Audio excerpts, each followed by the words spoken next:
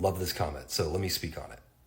So I think the first question we have to answer is what constitutes a marriage? So biblically defined, a marriage is one man and one woman committed to being together for life, right? Before God as the witness of the covenant. Not before the government, not before the church, not before their friends and family, not before anybody else. It is an agreement between you and your spouse and God to be together forever and to not have sex with anybody else. That's it. That is the covenant of marriage in its most simple form. Now, within that, there are expectations and there is structure. And I did a bunch of videos breaking all this down. If you are interested, I will hyperlink them upon request. But there are commitments beyond just simply being together, and there are expectations that come with the marriage, and there are roles and functions within the marriage. The wife has a role and a function within the structure of the marriage, because a marriage is not just a relationship. It is an actual structure and a construct, in the same way that like the military has structure and hierarchy, a marriage also has structure and hierarchy. And so that comes with that commitment. So if you make that commitment before God to be with that person for the rest of your life, you are also making the commitment to abide by the structure, hierarchy, and architecture that constitutes the marriage. Okay, so a biblically defined marriage then is one man, one woman committed to be together for life with God as their witness. Nobody else. That's it. So there's an agreement that occurs between you and the other person, and there is God as the witness, and then there is structure and expectations that come along with that are intended to be part of the architecture of marriage. So that is a biblically defined marriage. Now, the question here, I think, is what is the action that transforms the male-female relationship from being friends to being married? Is it just an agreement? Is it just the two people having a conversation and agreeing to all of these terms before God? Does that agreement have to be verbalized? Could they have just made that agreement in their hearts and then they're living that thing out?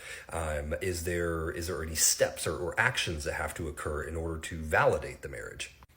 Now, this is where we get into the order that God intends, and then God looking at the heart.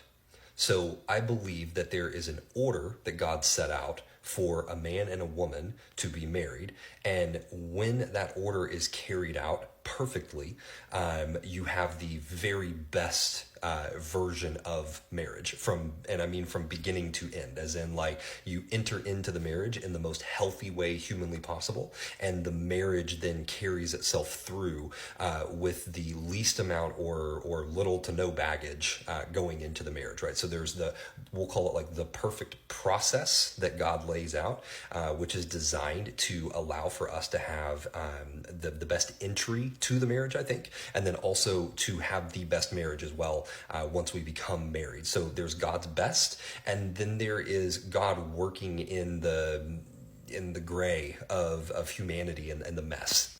So from my reading, okay, God's best looks like this. A man and woman retain their virginity until the time that they are prepared to be married. They then verbally acknowledge to one another that they are committing to a lifelong partnership together, and committing before God, both of them in agreement before God, right? That they are going to do this life together, and that they are going to commit to and abide by the biblical expectations that are laid out for a man and a woman in a marriage. Now, that's modern time, obviously, because we now have the New Testament, which gives, a whole lot more clarity. I think the Old Testament supports it, to be completely honest, but it's less clear in the Old Testament. But either way, neither here nor there, both parties agreed before God, lifelong commitment, abide by the rules and roles that are intended for the structure that God created around marriage. And there's, like I said, a whole teaching on this, breaking this down. So happy to share that teaching with you on the structure. I don't want to get into that right now.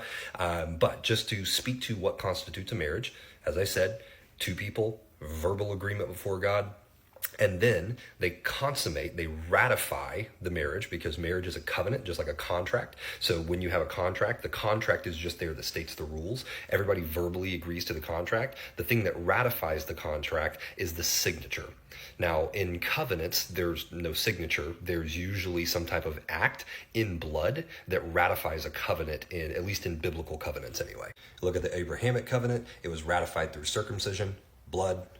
Look at the Mosaic covenant, ratified by animal sacrifice, blood once again. Look at the New Testament covenant with Jesus, ratified by what? Jesus' blood. Now, I don't have scripture to back this up, but if we follow that theme, I think it's reasonable to conclude that there is a reason that God structured the female body to bleed on the first time that they have sex. I personally believe, that's my belief, I'm not telling you this is what scripture says, but it's my belief that the intention there was a blood ratification of the covenant of marriage between a man and a woman. So it starts with an agreement, and that agreement is then ratified or signed in the act of sex, and the blood is there as a testament to the ratification of that agreement. Now, all of this is a type and shadow of things that are happening in the spiritual. So if that physical act does not occur, does that mean that the person is not married? Does that mean that the person is, their marriage is invalid? Absolutely not. In the same way that there is a process laid out for circumcision and everything else in the Mosaic law. Again, all of that was a type and shadow for Christ. And just as Paul said, it's all through trust that salvation is attained, not through the physical action. The physical actions are types and shadows. Does that make those types and shadows unimportant or invaluable? Absolutely not. God puts those in place because when we follow through those processes help to provide the best entry into the marriage.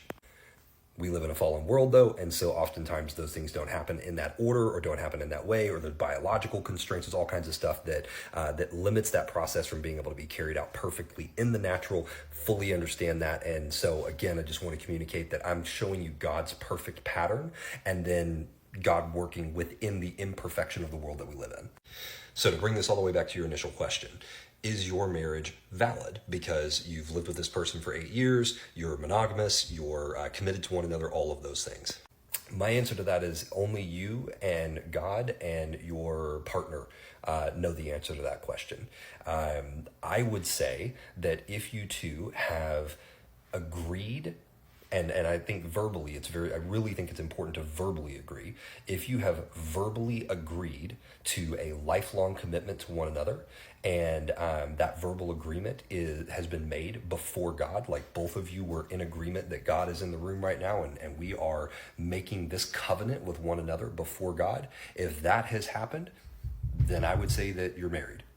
And I would also say that it's important for you to say that you're married and not to just say that you're partners, because a man and woman together in a committed relationship, God defined as marriage on purpose. And I think what's happened in our culture is a lot of people, because of the way the church, because of the way the government has gotten involved, people have wanted to move away from using the word marriage because they feel like it has something to do with worldly constructs or things like that. All of that's wrong. Marriage is a godly construct, and I think it's important that we embrace the godly construct of marriage, even if the methodology for how we came together or even how we are together doesn't necessarily follow the traditional methods or formats that other people follow.